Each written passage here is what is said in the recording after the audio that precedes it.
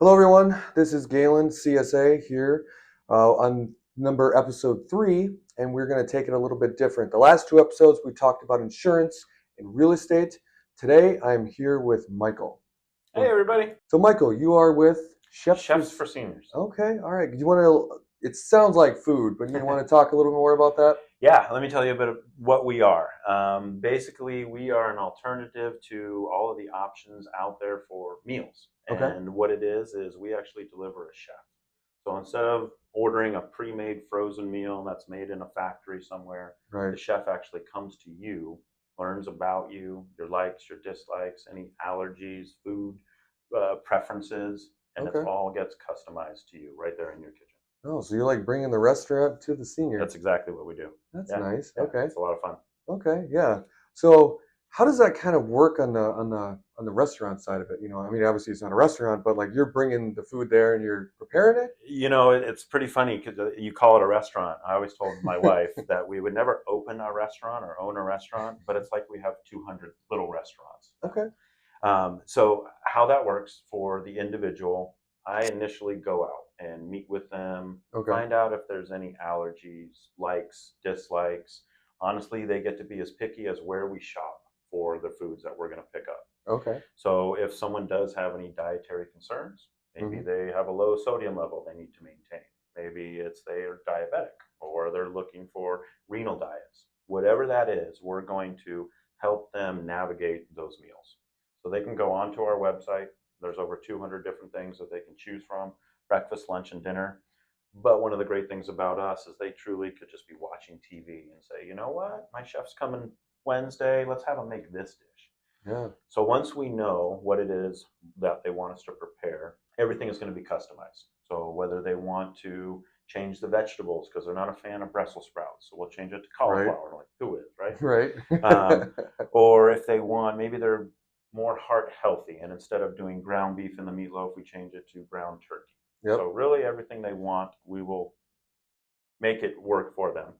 We're going to grocery shop for all of the ingredients that are needed, minus what they might already have. So what's cool about it is a lot of our clients, they still like to go grocery shopping. Right. Who doesn't? Well, there's a lot that don't. So they'll pick up. We'll maybe give them the items that we need. They'll pick it up from the grocery store. So we just arrive at their home with all of our own equipment, pots, pans, tools, knives, everything that a chef would need. And we just spend a couple hours in their kitchen preparing everything. Everything is going to get packaged up into these containers. And while the cooking process happens is where a lot of the fun happens because the clients, for many cases, are sitting right there in the kitchen with us. Oh, so they're actually, are they helping you with the stuff or is it just more conversational? I wouldn't say helping. Okay. All right. More it's the conversation. Okay. Now, you say that. We've had quite a few people that want to learn how to do this, whether it's for themselves or maybe they involve a grandchild or a child to come in and learn some of the things that we're doing. So Right. everybody's different. It's Yeah. gone from being in a kitchen by ourselves because maybe they're out at a doctor's appointment or they still work, to having a kitchen full of ladies drinking champagne while we're cooking. And yeah, okay. So you never know what's going to happen. Yeah. In a normal service, everything is just going to get prepared. It's going to get packaged up into containers. Okay. And those containers get to be a preference of the client. So we have a lot of clients that like glass containers because they're really trying to be environmental friendly. Right. That's and a they're big just, word. It is. And it's early. Or they can just use like a simple plastic container. Or you go into a client's home and it's like a time machine and they've got Corningware and Tupperware and all these things that we can already use. Yeah. We'll use what they prefer. Okay. Everything's going to get packaged. It's going to get labeled for them. Hopefully the chef writes better than me so they can read what it is on the label. And then it gets put away. We put away in the kitchen, in the fridge or the freezer, and this all depends on the client. So we have, at this point, 200 clients, and everybody is a little bit different. Some we see every week, and those clients just want fresh food. They don't like to eat out of the freezer.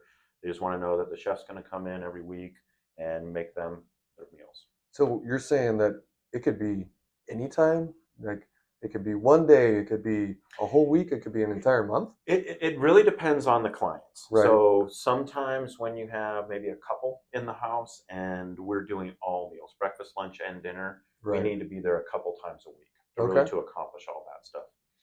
A lot of our clients, the food will last them a week. Maybe it's Okay. because they do their own thing for breakfast, or they still like to go out to eat every once in a while. So what we're Yeah. leaving them just kind of supplements. Yeah. Then we have quite a few clients that every other week lasts, the food lasts them for 2 weeks. Hmm. So everyone's a little bit different. That's one of the great things about us is every home we go to, the food's different, the frequency is different, the Right. conversations are 100% different. Yeah. It makes it a lot of fun. Sometimes people just need a short little assistance. Maybe it's out of a rehab. Maybe they had a fall or Hmm. had to replace a knee or a hip and they just can't stand for a little bit. Yeah. So we'll come in, maybe we do 3 services, help them out for a couple months, and then they're back on their feet. Okay. Or, we have clients that have been with us for 3 years now, and Wow. we see them on a regular basis, and they've Yeah. basically handed over the kitchen to us. So That's it just pretty. kind of depends. Yeah. It definitely sets you apart from a lot of the internet stuff that's out there. It's Because very it, personalized. yeah, because it goes out to you. It's not frozen. It's No. you actually have conversations with people. Like Yeah, and we get into those conversations with things we shouldn't say. Yep. That's what makes it fun. Exactly. Okay. Well, I definitely appreciate the overview on everything that you guys do, and I think Appreciate that's it. really good for seniors, especially when maybe you're just alone. You know what I mean? You could be alone. Yes, a big part of it is that relationship. We Hmm. go in and again, we learn about each other. They know about my family. I've learned about their family, their likes, their dislikes, the Yeah. TV shows that they're liking and stuff like that. So, Oh, okay. yeah, we both kind of look forward to it. So it's therapy for the chef, but it's also a relationship for the Yeah. client. So. And good food is good for the soul. For me, I've been cooking for many years, been a Right. chef for many, many years. When you're in a restaurant, you're following a menu. You're kind of stuck at what True. that is. You said food for the soul. I love that because with all of our different clients, everyone's different.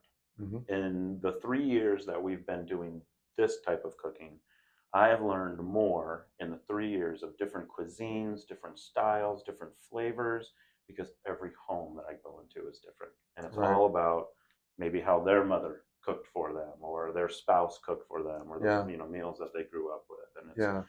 it's awesome. I can make an old school tuna casserole with potato chips on top in one house, and then I can go to the next house and I'm making a vegan curry that's got 20 ingredients that I'm throwing in the blender before I even get started on anything else, and it's Oh. it's just a lot of fun. Yeah. So, And I definitely like that you guys do a very good discovery of the clients you're working with because the menu is definitely not limited, which is great. it is not. It really comes down to their imagination. Of course, I mean the things that we limit it to is we just really don't deep fry things. Oh, yeah. Other than that, you pretty much the possibilities can truly be endless.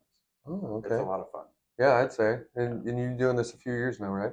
We've been doing Chefs for Seniors for 3 years now. Oh, nice. It's a franchise. It's nationwide. So there's over 100 across the country now. Okay. But for me, yeah, I discovered this about 3 years ago. It kind of combines my worlds. Right. Right out of high school, I became a chef. Got into restaurants, went to culinary school, had a really fun career cooking. I say it's the right place at the right time. Mm-hmm. I got into catering, and with Okay. catering, I ended up cooking for rock bands. And For for rock quite a bands? few years, yeah. And this was in my younger days. I started Okay. when I was about 20, 19. Did that until I was about 22, and Okay. literally just traveled the country cooking for different bands. Like any famous ones you want to talk Yeah, you might know of a few of them. about? I was in Sync's chef for 3 years. In Sync, Yeah, the boy the band. boy band, and it was pretty Oh. funny because at that time we were all about the same age, Oh, and right. Yeah. they were on the top of the world, selling out everywhere. And for me Yeah. to see what this whole world of concerts and behind the scenes, and Right. it was just amazing. That's pretty cool. And yeah, it was a lot of work, a lot of long hours, Probably a um, lot of a traveling. lot of traveling, and not as glamorous as you might think. Right. But a lot of times I'm stuck in between the suicide seat on a cargo van, traveling the country with all of our equipment in the back. Oh, yeah. So Yeah. it all depended on where we were going, kind of the stage of the tour. Mm-hmm. If the performer sold out and had a lot of money, then things were a little bit better. If the performers' ticket sales weren't the way where you wanted them to be, Then then it's like they start ramen. cutting, and you're Oh man. and sometimes you gotta really make it work. But Okay. amazing experiences doing that stuff. I'd say. So, and then Yeah. a lot more cooking here in the valley, fine dining, some more catering, lots of weddings and different things like Right. that. And then as my family started getting a little bit older, I've got 3 children and an amazing wife.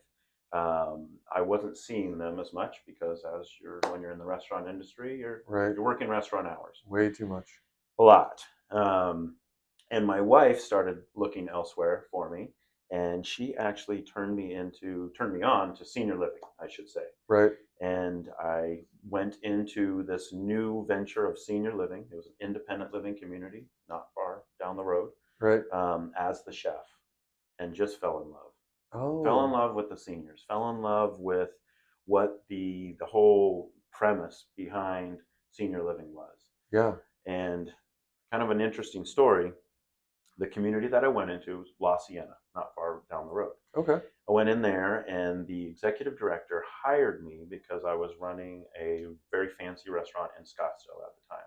Okay. And he wanted me to basically duplicate the menu. I really want this kind of French bistro type thing here in our restaurant or in the community. So that's kind of what I did. And you had a lot of things on the menu with French terms and different things like that. Oh, okay. And I came into the community, started doing this. It was a brand new community. And I would go out into the dining room, and the residents were not happy. They were telling me how much they're not happy with the food. It's not what they wanted. It's not what they expected. Oops. So here I am coming into senior living, brand new, Right. and I'm going home at night, and I'm telling my wife, I don't know if I can cook. They're just not happy with my stuff, and I've been doing this for years. Right. Yeah. Turns out I was just missing the boat. I wasn't communicating properly with the residents. Right. One of my cooks, brilliant. All he's had to say to me is, all you got to do is start talking to them. And for some reason, Yeah. someone had to tell me that to realize that. Isn't it funny how those little things? It's the smallest little. Just talk. Yeah. Right. Communication. Listen is more what it was. Oh yeah, that too. And I started really walking the dining room with intent to find out where the disconnect was. Right. And as soon as I found out, they're more looking for things they grew up with, things they're familiar with. Yeah. One gentleman told me, he's like, "What the heck is a crêpe poulet?" Well, I don't know what that is. it's a chicken crepe, Oh, but okay. in French, that's how you pronounce it. So Oh. he's like, "We don't want these French terms on our menu. I would like meatloaf and stroganoff and stuff like that." Right. So we made some adjustments. Turns out it worked. And they fell in love with the food. They fell in love with the process of communication. And for me, just a light bulb went off. And it's like, wow, this doesn't have to be difficult. All we got to find out is who we're cooking for, know our audience, and create them what they want. Yeah. So that kind of turned into just loving that senior population, really being able to communicate with them, more so listening to their likes, their dislikes, their stories. And with that excelled me out of the kitchen, actually, and I became an executive director. So for the last 15 years, I was running independent living, assisted living, and memory care communities. So you totally just put the knives down, and you're like, all right, I stepped out. Let's go right into this thing, huh? Yep. I remember the day that I didn't put these clogs on and the chef coat, and my wife looks at me and she says, "You look funny." You're like, yeah, this isn't you. And I'm like, "Well, help me because I don't know how to tie a tie." Oh. So we figured that out because Right. now I'm wearing a suit and tie. Hey, teamwork, right? Right. And good old YouTube. And I just fell in love with the industry and went and I got certified, became an assisted living manager, did that for many, many years. And after about 15 years in the industry, some changes started happening. I started noticing a lot of differences, especially after COVID. It really kind of affected COVID affected a lot of us. Yeah. Affected a lot of us, and it really, in my opinion, just did a number on the whole senior living communities and the way they're approached. And I saw an opportunity to help those seniors in their homes. For the ones that want to stay there, and it makes sense to stay in your home. Yeah, aging in place, as I Aging call in it. place. Yeah. There's amazing resources like yourself. So many communities that can come right, or services, I should say, that Right. can come right to you nowadays. So we definitely kind of filled that, wanted to fill that need for seniors that just need some meals, and they don't necessarily need to move yet or want to move yet, have Yeah. that desire. So Yeah, exactly. So yeah, so that's kind of in a roundabout way how this came for us. yeah. Chefs for Seniors really has combined my worlds of loving cooking for people and then Yeah. seniors. Yeah. Yeah, Yeah. fun. Yeah, I thought it was interesting how I got into this too, Yeah, because, I was helping my mom with some things, and with my military background, I love helping people, and when I got introduced into the senior living world, like I was like, wow, I hmm wish I would have found this 20 years ago, you know. I think So it's a shame a lot of times. I live at the grocery store, and there's of course seniors shop at the grocery store, and right, they're normally a little slower in line, and maybe can't figure out these darn apps, the Fries right, app, to yeah. save themselves some You money just and want to do stuff. that coupon cutting. And a lot of people, you see them, they get frustrated with them or get out of my way, or they'll go to another line because it's just taking too long. Mm-hmm. For me, that's an opportunity. That's a story. That individual right there, Right, what I love is I never know whose home I'm going to be in, what they've done for us. And for me, it's been from a farmer that is 90 years old and still stronger than probably the both of us, right. to someone that's put the first satellite in the sky. I Oh, mean, that's you never cool. know whose Yeah. home you're going to be in, and to hear their stories is just awesome. Oh, yeah. So that's how I look at a senior when I see them. Let's Yeah. let's take some time and kind of maybe assist them if needed, but let's listen to them and Yeah. just learn from them. Yeah. You can I get a think lot more of people you can need get a that. lot of wisdom and knowledge from Uh, people that have lived through many things. Maybe they lived through World War II. Maybe they lived through the Great Depression. I mean, you can learn a lot from people. you really can just sitting and listening to them. Yeah, Exactly. their stories. Yeah. Yeah, it's pretty powerful. Awesome. Yeah. Anything else you'd like to share before we kind of end it here? No, I love the opportunity. Seriously, great Yes. pleasure meeting you, doing this. Anything I can do to help seniors get the story out, Mm-hmm. let people know that people still like to connect. There Right. are people that love the eye contact, love a Yeah. face-to-face conversation. Yeah. It's not just people in their phones, their face in their phones nowadays. So Yeah. if for us, I want to be able to also provide a great service, Mm-hmm. but if we can have a great conversation, and in the meantime, I'm happy Okay. to do that. So, Yeah. yeah. Okay. Is there anything coming up for you? Are you going to be out in the valley somewhere where people can see you and get to know you, or should we just direct them to the website? Right now I don't have any really public events. We got a Okay. lot of events coming up, Right. but It's that time of year. unless I give out someone's address, no, not a much. It is that time of year. The Mm-hmm. weather's awesome. Yes. People are coming back into town. Mm-hmm. Restaurants are starting to get busy again. Yep. So yeah, it is a great time of year. But for us, yeah, direct them to the website, chefsforseniors.com. We're all over the valley now. Right. So wherever you are, there's someone out there that's ready to help. Awesome. So, yeah. Well, thanks for having you on the show No, here. thank you. So I don't know about you guys, but I'm getting hungry, so we're probably gonna have to end this a little closer than normal. But good information on here. So if you're a senior and you're thriving in your 60s and you want to see other options that are out there, by all means, continue to watch our show, subscribe, and hit that like button. So take it easy, everyone. Bye, guys.